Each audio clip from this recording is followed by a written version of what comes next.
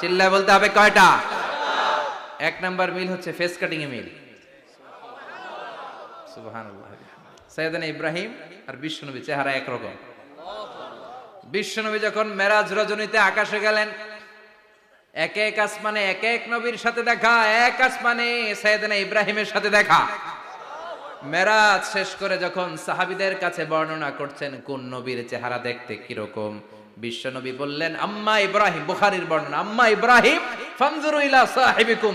আর ইব্রাহিম নবীর চেহারা কেমন জানতে চাও? জানতে হলে আমি বিশ্বনবীর দিকে তাকাও। আমার চেহারা দেখতে যেমন, আমার বাবা সাইয়েদনা ইব্রাহিমের চেহারা প্রায় হুবহু এরকম। তার মানে এক নম্বরে কোন দিকে মিল? চেহারাতে মিল, ফেস কাটিং এ মিল। চিল্লায় কোন ঠিক কিনা? দুই নম্বরে উসওয়ায়ে হাসানা।